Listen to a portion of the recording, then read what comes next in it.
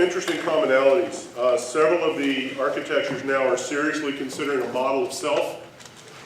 Some of them are considering models of other selves, theory of mind types of things. That, of course, brings up some interesting questions given Ron Arkin's discussion about guilt and remorse. How does that work for a system that doesn't have a notion of self? What value does it have for it to have remorse if it doesn't have any notion of its own value or what's going to happen next to it, or does it just commit suicide on the battlefield and be done, or get called up in front of the firing squad for not executing orders? Are you asking? Yeah. Okay. Well, first of all, it should have the right to refuse orders under any set of circumstances. But let's talk about the effective component as well, too, which is probably the most underdeveloped side of things. But the real question is, there are two aspects in which guilt, which is the one we're currently modeling, but there's a series of affective functions that are related to that. And I just want to establish our credentials in this as well, too. We've done a lot of work with IBO. Remember IBO? Unfortunately, you have to remember it now because Sony's out of the business. But I worked for 10 years as a consultant dealing with the issues of developing ethological and emotional models for that particular program, as well as Curio and the like. And we have other complex traits, attitudes, moods, and emotion models as well, too. But this is different, and I do appreciate the notion that you brought up, John, regarding the importance of emotion in the human decision-making process. But I would also contend that there are certain times when emotion clouds judgment, and it has been clearly documented by the Surgeon General's report here. But getting back to where emotion can, I think, pay dividends in this case. One is in an after-action review, which can call for reinspection of the constraints, and I haven't even talked about the fact and depth of the constraints that are there, understanding which may have caused the issues associated with the violation with that, and it just triggers this emotion, this after-action response. So if guilt is present at some particular level, based on a after-action review of the particular series of events that occurred, it can call for a I won't call it a defeasible evaluation, but certainly a reconsideration of the constraints and check which ones led to that particular decision.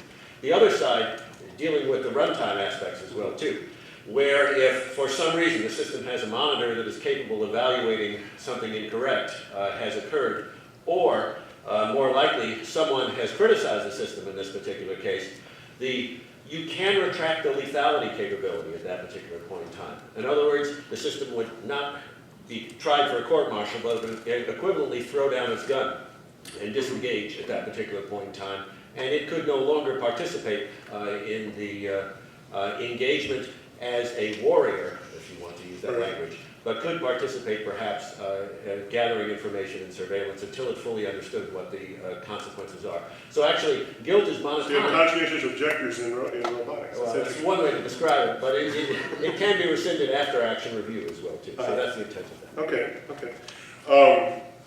I had one other just thing I wanted to drop into the loop here. There seemed to be another thing, and this came up earlier, about the scale of systems and their long runningness. We already talked a little bit about the needs of scale and how most people, and John made a great statement about it, that anyone can build a small system, an AI system of anybody's theory and get results in published papers, right? But when are we really going to do large scale stuff, and what's required to do that? I think that's a good topic for the Renaissance discussion. Where do we go from here? But long runningness.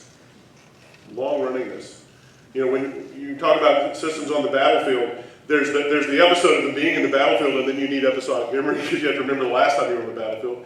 But these other systems, how long are they running? How many days, weeks, years? How many times are they seeing the same or similar experience in different contexts? And how are they managing that? Where is that going in their work? I don't see a lot of it. And some of it gets encoded in rules over time. I know with lighting it's been that way, how it's evolved, and with SOAR it's been that way. But how do systems do that over a long period of time? Does anyone have a comment or question or anything about that? Any ideas on that? Well, I do think it's one of the big challenges is that it's any of these systems that do learning, how do they manage the fact that they have large knowledge bases that are growing monotonically? Some people want to do forgetting, but it's very difficult to know what to forget until you've had a lot of experience, and it doesn't, so I think that the computational complexity of storage and retrieval from long-term memories that are growing is really an issue, and you have to come up with algorithms given the kind of hardware we have that can be essentially constant time, because if you start going monotonically slower over time, you're not going to be reactive to the world. And so I think that's a big challenge. And so I think that it's both a technology challenge in terms of underlying technology, but also the software algorithms and just what we're trying to sort of a decision by the designers as to what knowledge is appropriate to capture. Okay. By the way, anybody out here who wants to talk, press your red button. Okay, your face will show up here, meaning that you've been chosen. Otherwise, it will blink green, which means you're in the queue. So please, let's go. Ben, you're up. Yeah, about the question of forgetting and how to manage the fact that your mind is running, hopefully for a really long time. Some of us hope to keep running eternally, and we don't want our brains to just fill up with all the useless old information, given the finite capacity that we do have. And Novamente, my own AI design, is one design. I know Pei Wang's NAR system is another, and your Joshua Blue is another. Systems that explicitly incorporate a sophisticated forgetting mechanism as part of the architecture. And the way we do that ties back in with some of the things Eric Baum was talking about earlier in terms of economic mechanisms. We actually use an artificial economic system where we have two currencies. We have a currency for short-term attention, saying like what gets processor, and a currency for long-term attention, saying what gets to stay in memory. And there's a little mini economy for each of these currencies, and if something goes broke, it gets booted out, either deleted into the ether or saved to disk, which is very hard to get loaded back from. But I tend to be of the same opinion as I think you are from your prior talks and publications. It's not at all infeasible to have a significant proportion of the system's resources just consumed with figuring out what to forget. It is challenging, like John says, though, to make good. How do you have an algorithm that makes good decisions there? And that's kind of a... It's hard, and it's not clear how what we do in our systems, how it relates to what happens in the human brain, which is quite unknown. I don't know if we have anyone in the audience who knows the current neuroscience research on forgetting, or if the brain even does forgetting, which I don't think we know.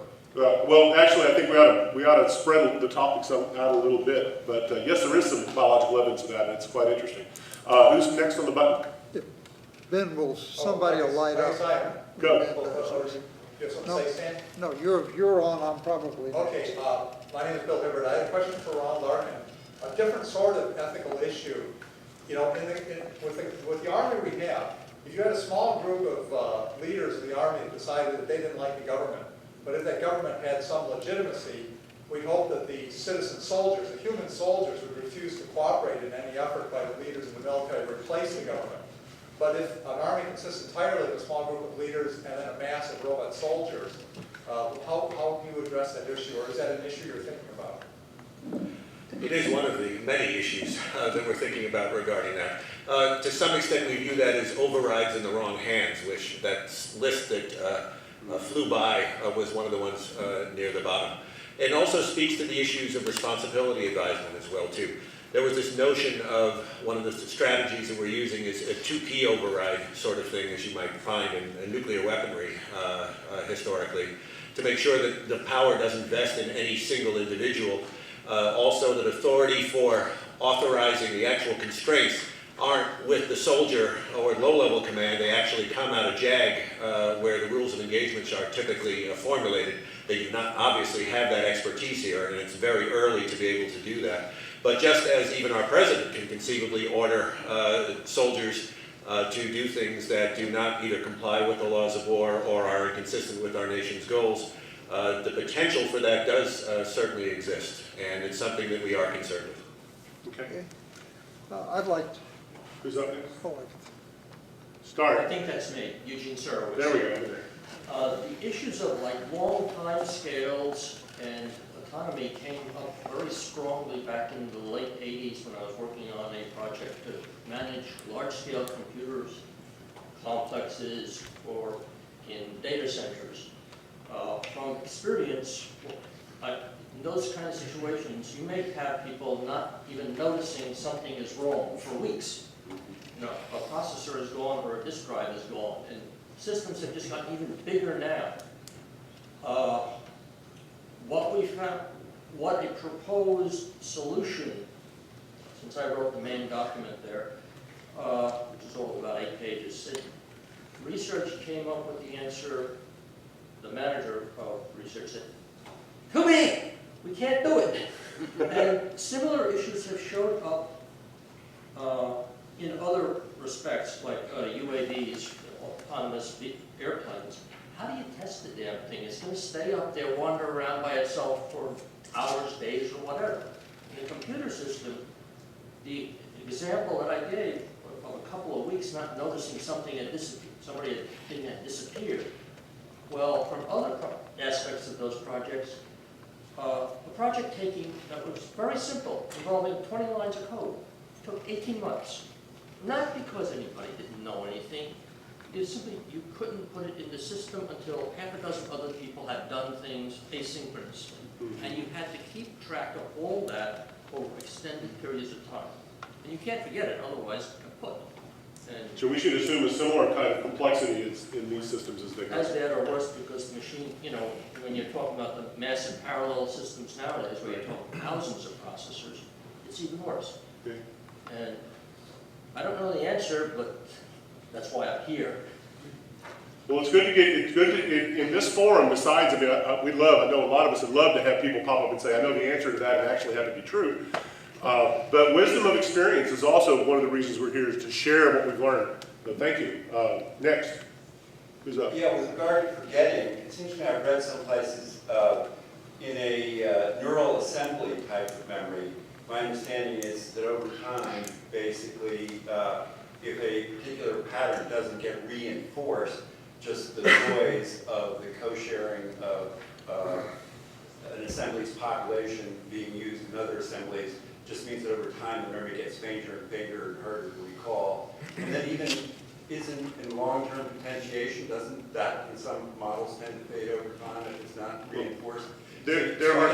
So you get forgetting by not reinforcing. There are definitely cases like that, and then there's things like flashbulb memories. And I mean, it's not a simple system, but the reference there to look up, there's a fascinating paper by a guy named Thatcher, and it's cyclical cortical reorganization. He talks about massive forgetting on 4-year timescales in humans counted by synaptic counts, and it's a fascinating thing. But aside from that, we got to handle the combinatorial explosion of knowledge. We have to vent it somehow, so we have to figure that out. Next. Once you hit your button. As soon as you finish talking, hit your button so we can get to the next one. Do you have something to say, Stan? Yes, Go ahead, Stan. He's been. I think his button isn't responding. Your button's not working. I guess it's not. The LiDAR model has some principled notions of learning and forgetting. I'm not saying these are the right principles, but I'd like to tell you what the principles are. Global workspace theory says that in each of these cognitive cycles, which in humans... Is it on? Hit the next one. Yeah. There you go. You're on. All right, now you're on. Global workspace theory says that in each cognitive cycle, first the agent understands what's going on, updates its model, then it decides what to attend to, and then it decides what to do, and then it doesn't, this kind of thing. This attending to, whatever is attended to is learned, and nothing else is learned. That means that learning in this model is profligate.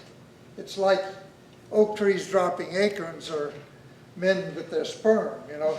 It may be that few of them come to fruition, but everything gets learned. Learning is of two kinds: instructionalist learning, where new representations are written, a new event or whatever, or a new object to be recognized.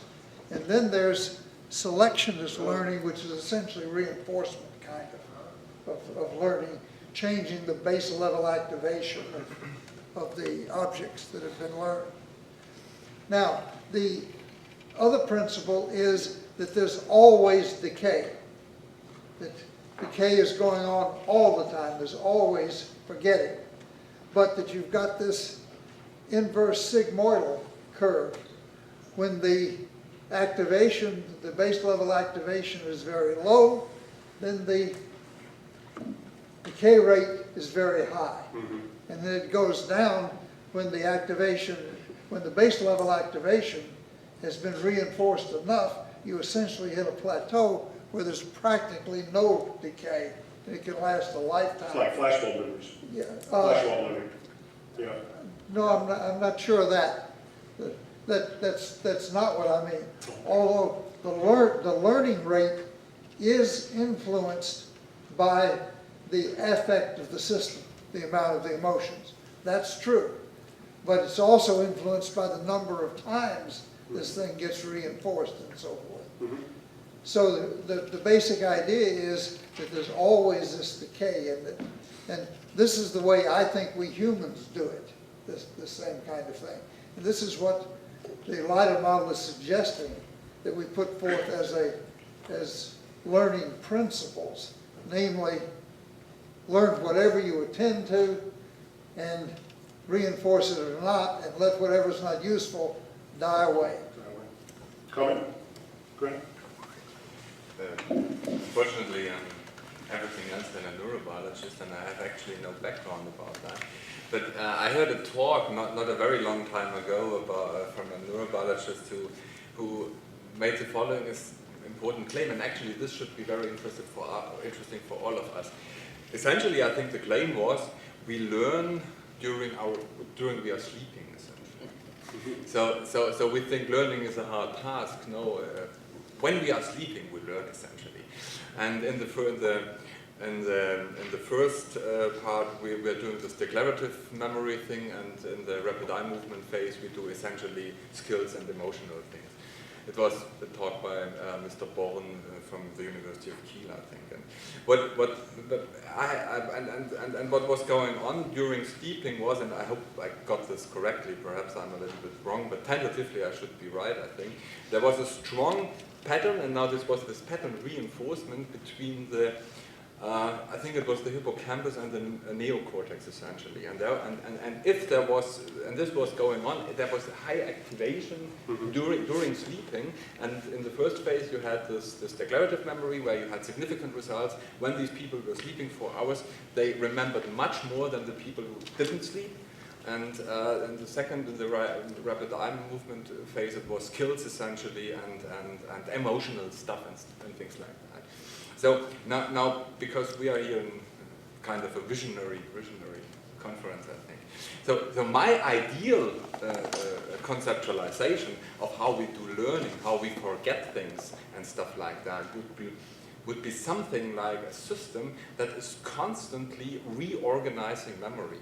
It's not a plain knowledge base or a database where I just put some facts on and then I have some kind of sigmoidal or inverse sigmoidal decay function where something goes out again. It's a constant reorganization dependent on the situational new input I get from my experience, my sensors or whatever. So memory is not fixed. It's something that is highly adaptive and highly constructed in a certain, and actually this was the claim this guy from neurobiology really did. Memory is a construction of us. It's nothing that is just stored. It's a construction of our brain or mind or whatever, however you want to call that. And this would be the vision I would have. Okay, next comment. I have a question to Mr. David Friedlander, who mentioned that we have direct evidence of our own mental states, but we wouldn't have that of others. And to me, it's not clear how we have this direct evidence. At least it's not directly clear to me, because I don't know how it would be the same to be in a state and to know that I am in this state. Obviously, I only have some representations of being in that state, and then I can become aware of that. But I can also, in a similar way, become aware of others being in a certain state and trying then to construct a theory of mind. So would you say that the theory of mind that we are constructing over our own mind is fundamentally different from the theory of mind that we are constructing over other minds? Yeah, I would say that. I think that we obviously know a lot more about our own mental state than we do about others. But one thing I didn't have a chance to mention in the talk is that we have this mirror neuron system, and we may have actually a direct visceral experience of other people's mental states through that system. For example, sometimes when we see motions of certain types in other people, we get similar signals to our own motor systems, but they're repressed. But does that give us mental, or does it just give us physical availability of knowledge about their physical situation as opposed to their mental situation? It doesn't tell them us whether they're feeling guilty. No, but we certainly do realize other people's intentions, for example. Right. We But that's don't not know. part of the mirror neuron system. Oh, no. I would like to add that there are two schools and 2 points of view. One is called theory, another is mind reading or simulationist approach. The second says that we use the same mechanisms to represent other people's mind. And the first says that we have only concepts to resolve.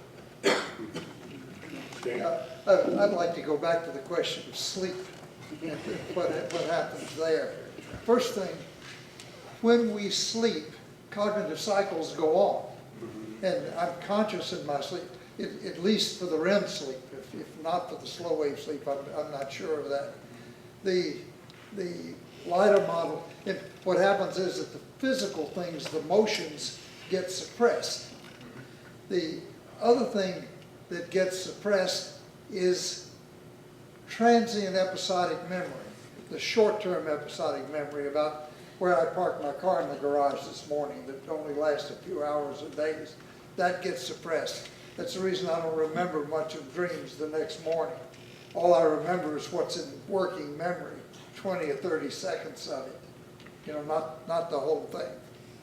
Now, what the LIDAR model says happens there, and this is among cognitive scientists and cognitive neuroscientists, there's a great controversy about this. I don't mean to say I've got the last word, but I'm one of the consolidation people, that what happens is that what has happened in short-term episodic memory, transient episodic memory, which is most of the hippocampus, gets consolidated into declarative memory, long-term episodic, this kind of thing. Okay, and there are other things going on as well. The business of reorganization of memory, the continuing reorganization of memory. My view is that that's precisely what these principles that I put forth do. It's a self-organization, a continual self-organization of the memory system that happens in humans 5 to 10 times a second. So, and it is certainly constructual. You're constructing it all the time by the instructionalist stuff, and then the selectionist stuff, the reinforcement stuff, adds to it. So that's my view on that one. So can I reply to this? Thank you. First, back to research on human memory. Reinforcement doesn't always help to keep your memory. For example, take reconsolidation, which can erase your memory, in principle. And also, I would like to say that episodic or even most of semantic knowledge is acquired in single-time learning in humans. Oh, How would you? but that's the instructionalist learning that I'm talking about, that it's acquired in single time, and as was pointed out before, it's very much affected by the affect. I burned my finger once on something, I don't have to learn that another time. My name is Jeriaska and I'm of Asian. The talk on embedded ethics, you mentioned that your ethical system was not intended for AGI. So if I can speak to that distinction for a moment, I would suggest that because you're working with embedded ethics in a sort of predictable domain with predictable challenges, we get a chance to shape the reactions in advance. That distinction between that and AGI ethics might be that with AGI ethics, you have to deal with unpredictable problems, working maybe across domains, not just in some particular domain. So you have to figure out how to create unpredictably ethical behavior. In the same way that Deep Blue, for example, they knew it was going to win the game of chess, but they didn't know exactly which strategies it would use. So for AGI ethics, we have to figure out how to justifiably get into the position of saying, you know, I have no idea how this AI is going to be ethical, but I can assure you that it is. Speaking to that, you're right to some degree. We're dealing with issues of what we refer to as bounded morality. And there's a fundamental notion between embedding ethics, and technically those ethics could be generalized. It doesn't have to be the rules of war. The same mechanisms that we're using can be applied conceivably to actually what I view as considerably more difficult domains, such as common sense ethics and business ethics, which are far less clear-cut, oddly, than appropriate behavior within the battlefield. But the question you're getting at is the one that the machine ethics community is more concerned with than I currently am, which is the notion of being able to generate moral agency within a system. To me, that's what I was referring to in the sense that I'm not constructing those kinds of agents which can start from scratch, develop a notion of moral agency, which may be right or wrong, and improve over time. To some extent, that falls within the realm of developmental robotics, where some people may be exploring it, but they haven't gotten into that area to date. So the stuff that I referred to, again, is generalizable in one sense, but I don't think it is the AGI, and I think this is in agreement with what you're saying, of the true moral agent, which is what some strive to create in the machine ethics community. Yeah, just a couple quick things. I wanted to pick up on the forgetting issue. I don't know this literature well, but the recent work in post-traumatic stress disorder, I think, has some very interesting hints here, because it's beginning to suggest that forgetting is a very active process. That not everybody who goes through, say, a battlefield situation comes out with PTSD. Why do some people seem to have no trouble forgetting those events and other people don't? And there seem to be some active hippocampal processes dedicated not to consolidating, but to forget. So that might be an interesting thing to look at. But I also wanted to ask Ron Arkin a quick question. Some slides went by that I wish we had had time to hear about, including some of the test cases. And I'm wondering about the situations where you have asymmetric warfare, where some of your combatants are not signatories to the Geneva Convention. And it's sort of hard to imagine a sales pitch that says, my robots are more ethical than your robots, for war fighting. And so what do you do in the situation where you've got two sides with robots, and some of them care about collateral damage and some of them don't, and so on? How does that work? Well, first again, I don't share the Terminator-style vision of robots coming across the countryside unescorted by people and the like as well too. These, I fully believe, will be used as what are called organic assets by the military. They will be embedded with people. They will, so you won't have robot-on-robot type of exercises, at least at any time in the foreseeable future. These will be designed for specific operations, such as clearing a building is one, or counter-sniper operations. These are the sorts of things that I'm addressing in my scenario. So if you have a soldier hunkered down by a sniper, this is one scenario. A robot with a, what's called a shot spotter system, which is already out in Iraq as we speak. Right now, what they do is they locate the position of the sniper, and if there is a weapon on board, which there may be, but they haven't been fielded yet, they could slew the weapon to that location, send the video chip back to the operator. By the time the operator has interpreted that, the system could fire. Part of the issue is after a sniper fires, the guy leaves. He doesn't stay at that particular location. So the notion for appropriate autonomy in situations, for example, where you have leafleted villages, which this is full-up war, is what I'm describing here, not necessarily counterinsurgency operations, which is what you're contending with. It potentially could be generalized under those circumstances, but right now, what we're concerned with under that set of circumstances is, one, making the correct choice, minimizing collateral damage in the sense of proportionality, choosing, if you have a choice of weapon systems, as you see there, the right weapon to use to carry out mission effectiveness, given military necessity on the target, and also, in some cases, changing the tactics. If you know, for example, there is a cultural object, which is a mosque or something, in a certain, if you fire that grenade, it's going to do damage to that particular object. You have to justify that in terms of appropriate proportionality, military necessity, and the like. That depends on the value of the target, for example, as well. Or you may be able, as some pilots did in Kosovo, among other examples, to be able to take a different trajectory towards that target before you actually engage it. Those are the sorts of things I would like to embed within the particular system. Let's see, do I press You're it on. again? You're Okay. My name's Art Gracer. I'm a card-carrying cognitive scientist. And I'd suggest people read the cognitive science literature to learn about forgetting, because I think they've studied it to death, almost too much. But that's not what I want to address. I'm fascinated with the notion of impasses, because I think that's when most of the learning occurs. And I think that's when a lot of emotions occur. And that's where the link between emotions and learning is very dramatic. Everybody knows when you get obstacles to goals, it's not a pleasant experience, especially when it's persistent. Now, I think that also is kind of what might differentiate the general intelligence models versus the more restricted scope models, because this is where, when the system is complex enough, you can really get around these impasses. And I remember in the original SOAR model, they talked about universal subgoaling, and I always wondered, geez, could you really have universal subgoaling and end up really solving the problem?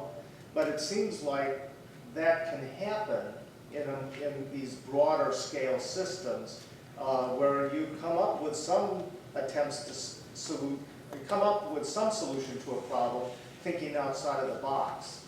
And I guess I'd like to suggest that one kind of focal sort of paradigm that might differentiate regular AI and general intelligence systems would be thinking outside of the box, where there's emotions, consciousness, and a lot of deliberation and architecture needed to get around impasses. I think it's interesting to know that, as you were saying that, I was just trying to tally up how many of our speakers here had some notion of that concept. Obviously, the impasse stuff in SOAR, the defeater search in feasible reasoning, the learning from inconsistency, triggering, and obviously the post-action reconsideration and reflection amongst others. So I think that's one of the things that's useful in looking at this whole space, is how much aggregation of thought is occurring. And I made that statement earlier. We've got time for a few more questions. We've been doing real well. Who's next up? Who's ever got the red light? Go. I can't get red light. Oh. And I tried for half an hour. Oh, you have?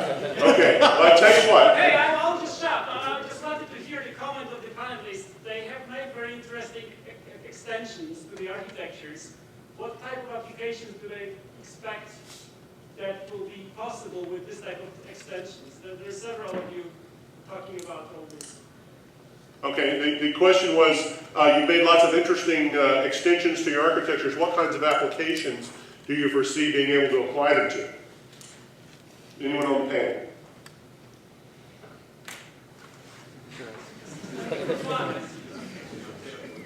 So a lot of the extensions we made have been adding new learning mechanisms. So it's not that there's one new application we're going to be able to do, but that applications we've done in the past where learning has been difficult or time-consuming or would get in the way of the system performing the task now has been pushed off to new architectural learning mechanisms so that learning is much easier as it's doing complex tasks. So I think that's been a big motivation for a lot of the mechanisms we've had, and also so that we can learn with less knowledge in the system. So for example, reinforcement learning does not require a model of the world in order to learn, whereas a lot of other learning mechanisms do. And so you can just learn by getting reward either internally or externally generated. So I think it's trying to be able to learn at different levels of knowledge, so with less knowledge, and also to have learning be more universal through the system. So that's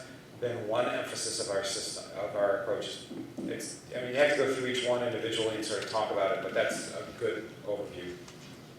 Okay, I'm gonna do a little technical twiddle here for a second, since we've lost someone in the middle. Can you kill all the requests? Yep. No one touched their buttons. Okay, you had it. You're up. You're next. Hang on. Okay, so now we're back in sync. So, did you hit your button? Needed a human. He hit it twice. There you go. You're on. I was actually going to ask a similar question, so this will be a follow-up. I just want to push a little bit more with that question, which is presumably by adding new features or coming up with a new architecture like ICOG, something it couldn't do, and now with the new features, if you're successful, it can, yes, now it can do that. This is a follow-on to the question from this morning, was short of passing the Turing test. I would be very curious of whether among panelists there were some sort of agreement on there is a particular, problem that the enhancements to the system could solve, so that we can address a little bit now about what we were talking about this morning of, common goal, common, tangible application that, yes, now my system could do that. Why don't you move yours forward a little bit more? Let me say something Go about ahead. that. Yeah, I think it's a mistake to talk about applications for GIAs, because in a sense, everything is an application for a GIA. The problem is that you've got to solve all the problems before you can solve any of the problems. So I'd like to disagree. Let's get some tension going on. I think one of the things that's really helped us over the years is to work on lots of different problems, because we find out what the weaknesses are of our system, and it actually drives the further development. And if we just worked on the architecture all the time and never worked on a problem, I don't think we'd understand what real problems are. I also think that one of the big stumbling blocks or hurdles for us as a community is comparing alternatives. You heard 1, 2, 3, 4, Ron only did a little bit, 5, 6 architectures or whatever, and for the life of me, could I come up and say, my system can solve this problem and yours can't, or your problem, or this is a problem I can't do? No, I can't do that. And I think one of the things we have to do as a community is start to come up with compelling tasks that require that cannot be solved by pure engineering or limited AI, but require general AI, or a series of tasks. And please do not have them be intelligence tests, because that's not what AI, general intelligence, is about. It's about doing things that humans can do in broad, complex environments, so some of the previous definitions. But we start to have test beds that we can compare performance on, and so that we can say it was worthwhile adding episodic memory, or it was worthwhile adding double defeasible reasoning. We need to have those if we're going to make progress, I think, as a community. And you're next. Yeah, my name is Hit your Ron. button. Hi, I'm a researcher at Adaptive AI in California. Okay, speaking of disagreeing, With them, I hope. Personally, I disagree with the premise of your paper, Ron. I think the question is, how do we prevent autonomous robots from using lethal force? There's been a lot of work in less than lethal weapons. Why do we need to go there? I don't think I need to elaborate on that. Okay. I had a very interesting session as well too when I gave this talk, a longer talk I might add, before at Stanford at the Computing Professionals for Social Responsibility as well. The real question is there an underlying assumption on my part that one, mankind will continue warfare into the indefinite future? One, yes, that is true. The second assumption that I'm operating under is perhaps more questionable, which is will autonomous systems in the near future be carrying lethal weaponry and be tasked to use it? It is my belief that indeed that is going to be the case, and there's two different strategies that you can take. One is Wiener's approach, which he used. I don't know how many of you know Norbert Wiener, and even more. No, Norbert Wiener was one of the great technological ethicists of his day. He used a strategy which involved, to some degree, not only resistance, but demonization of those who participated in the military-industrial complex. Some of us believe that there's a strategy that can be used to work within the system as well, too, and affect change to that degree. I have, just at this recent workshop in London that I was at, presented at the Royal United Service Defense Institute, a military think tank. There, among others, I am perfectly content, and stated so, that if lethal autonomous system weaponry is banned, that is a wonderful thing. But the point is, that's not my decision to make. The most important thing right now is to be asking the question, just as you are, what is the correct use, if any, for this particular technology?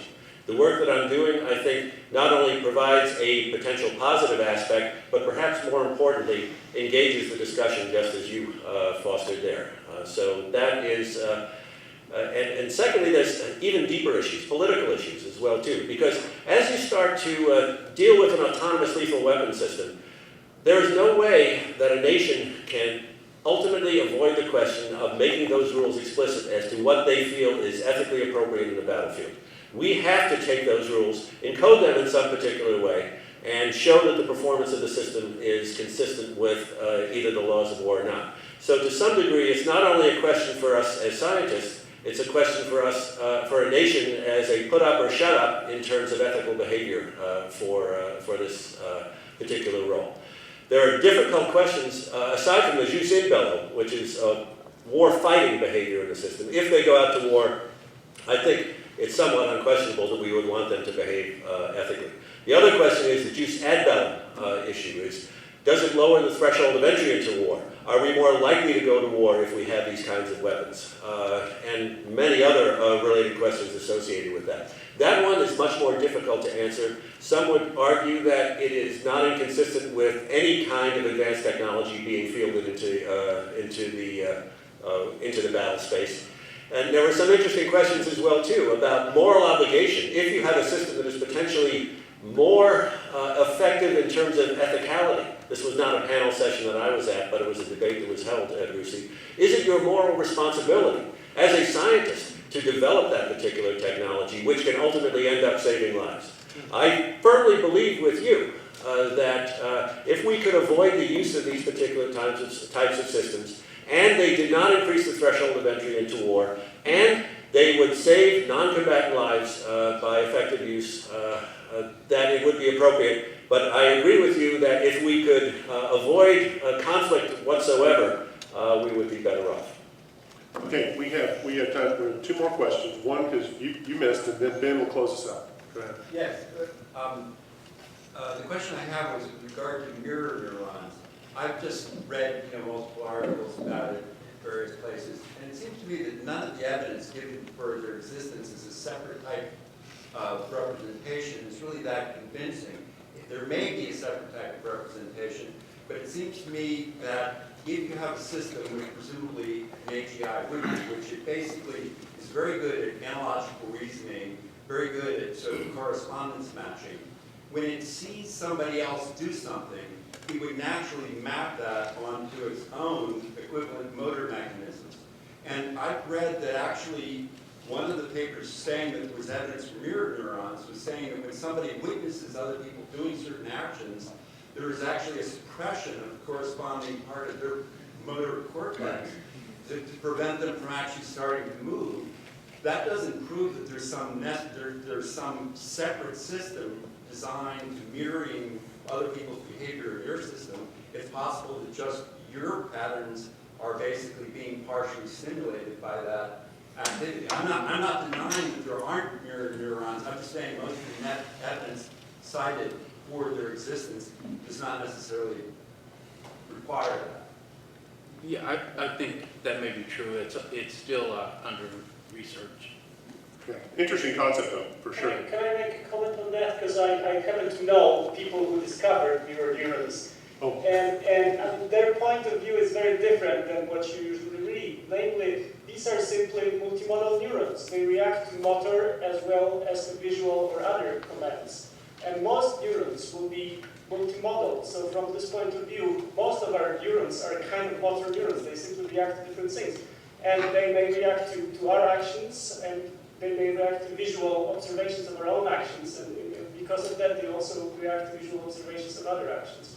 Okay. Ben, you got the last word. Yeah, I actually had a pending comment from something that was discussed about half an hour ago about the role of self and modeling of self and others in AI. And I think first of all, there's a big question in terms of architecture as to whether that's something you wire in, whether understanding of yourself and others just comes out of the system's generic understanding of what it's doing. And I've gravitated toward the latter perspective, that by having your AI engage in a virtual world or in a robot body with other agents in the world, it sees itself as a bunch of patterns of interaction in the world. It sees others, and it can build an understanding of itself and others that way, as opposed to needing to wire in a self module. And another point that follows on from that is if you look at the kind of structure of the human self, which has been addressed a lot in kind of precognitive and personality psychology, there's a lot of subtlety there. I mean,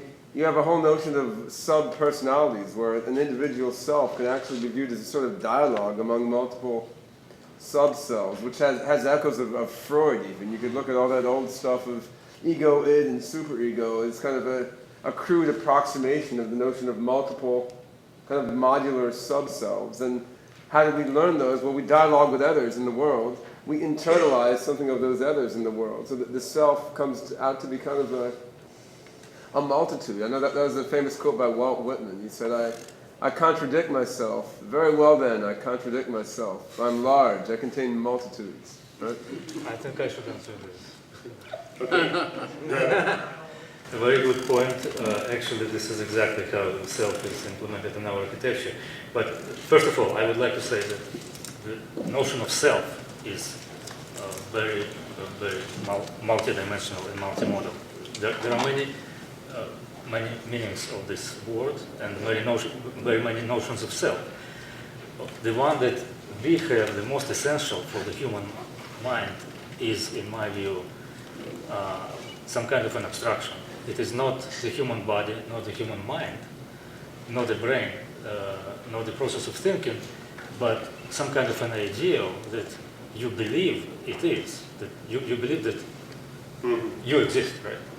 But when you start looking for this self in the brain, you cannot find it. So the answer is that it is an abstraction. Well, you can call it an illusion, or in a sense, you can call everything an illusion. So it doesn't help. So,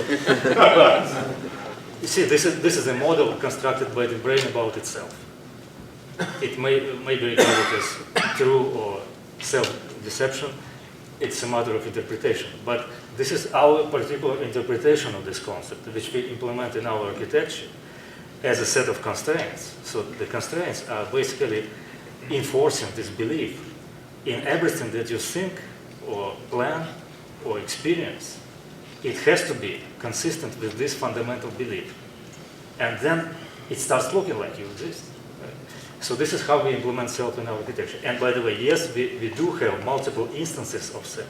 On those coexist at the same time in the working memory, and they talk to each other. Yeah, that's a good point. I just wanted to point out a book called The Curse of the Self, which is written by a psychologist, which is sort of interesting and hits on some of these points. All right. On that note, I'd say that's a great topic for the break, which we are 5 minutes into now, 9 minutes into. Thank you all. The panelists, please give them a hand. They did an excellent job.